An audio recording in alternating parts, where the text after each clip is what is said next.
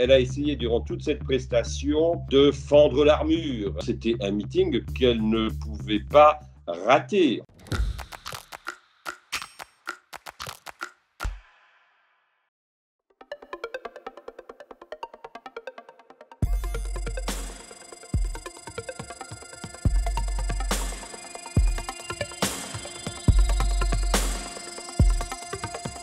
Dans cette campagne, tout est permis. Il n'y a plus de ligne politique. Il n'y a plus de code d'honneur. La trahison est devenue à tel point banale qu'on trouve normal qu'une campagne présidentielle se résume à une campagne de débauchage. Combien d'élus Monsieur Zemmour va-t-il voler à Madame Le Pen ?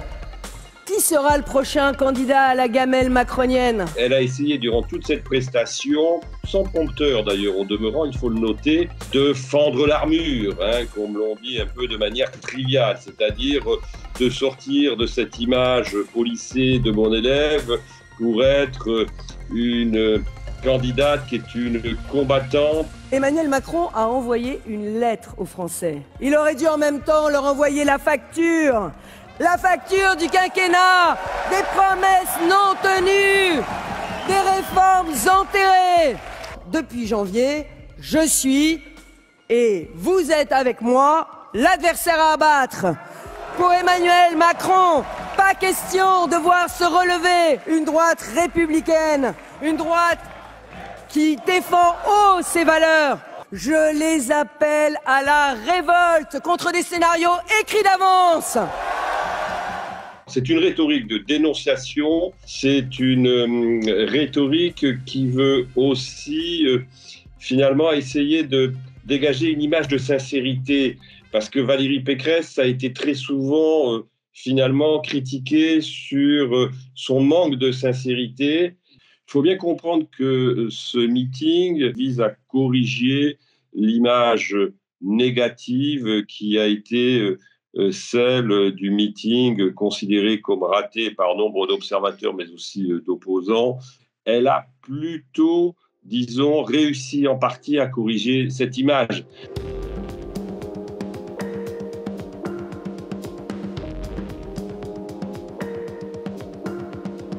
Elle s'est adressée directement aux militants en essayant de les galvaniser d'une manière qui semblait moins artificielle que lors du premier meeting. On ne peut que finalement constater qu'il y a d'une certaine façon un certain nombre de progrès qui ont été effectués. Durant tout ce meeting, Valérie Pécresse a voulu signifier qu'elle incarnait la vraie droite. Nous sommes les seuls héritiers du général de Gaulle. Tous ceux qui autour de nous prétendent mener une politique de droite sont soit des imposteurs, soit des usurpateurs. La droite, Emmanuel Macron, Marine Le Pen, Éric Zemmour en sont les faussaires. Nous en sommes, nous, les légataires.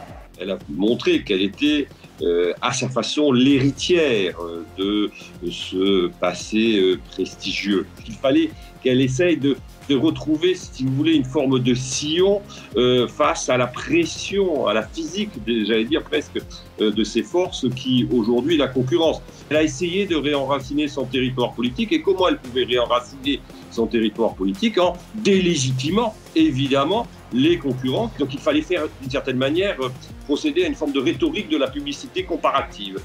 Les autres sont des offres factices, ce sont des gens qui vous trompent d'une manière ou d'une autre. La vraie droite, la droite responsable, la droite héritière de cette histoire de droite de gouvernement, c'est moi, Valérie Pécresse.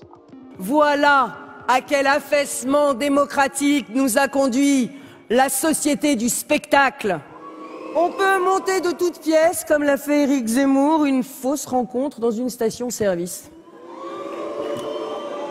On peut refuser le débat avec ses adversaires, comme l'ont fait Marine Le Pen ou le président sortant qui, de son balcon de l'Élysée, regarde de haut la démocratie.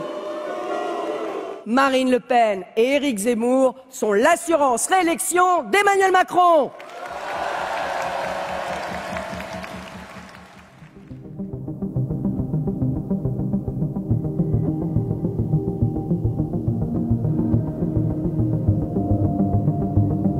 C'est un discours d'affranchissement des reproches qu'on a pu lui faire.